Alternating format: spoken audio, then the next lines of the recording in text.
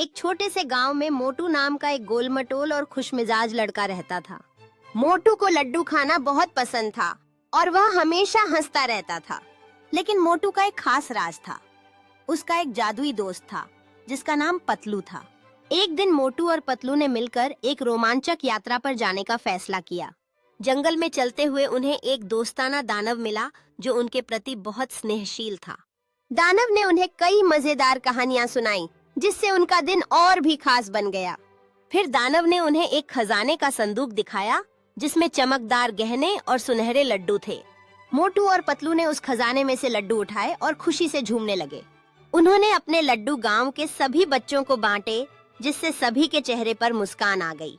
गांव में खुशी और उत्सव का माहौल बन गया जहां सब मिलकर लड्डू खा रहे थे और कहानियां बांट रहे थे। मोटू और पतलू खुशी से नाचने लगे और गांव के लोग भी इस जश्न में शामिल हो गए। अंत में मोटू और पतलू ने अपनी दोस्ती की गहराई को महसूस किया और अपने अद्भुत सफर को याद। पतलू बहुत दुबला पतला, तेज और बेहद समझदार था। वह अचानक कहीं से भी प्रकट हो जाता और मोटू की मदद करता।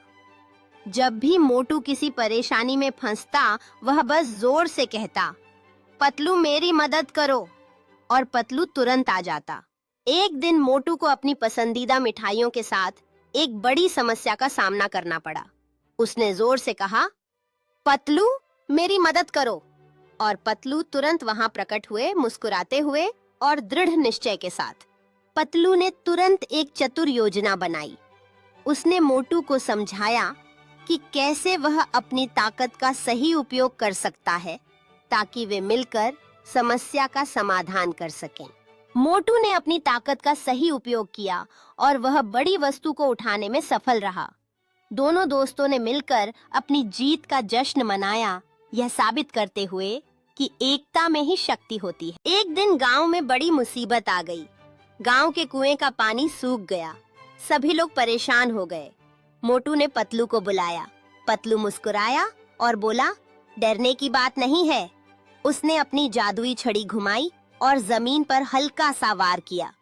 देखते ही देखते वहां से मीठा और साफ पानी निकलने लगा। गांव वाले खुशी से झूम उठे। वे सभी मिलकर नाचने लगे। बच्चे कुएं में झलकती पानी में उछलने लगे।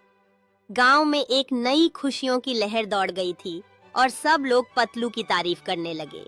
एक बुजुर्ग गांव वाले ने लकड़ी के मंच पर खड़े होकर सभी को धन्यवाद दिया और अपनी आंखों में आंसू लेकर कहा कि अब उनकी समस्याएं खत्म हो गई।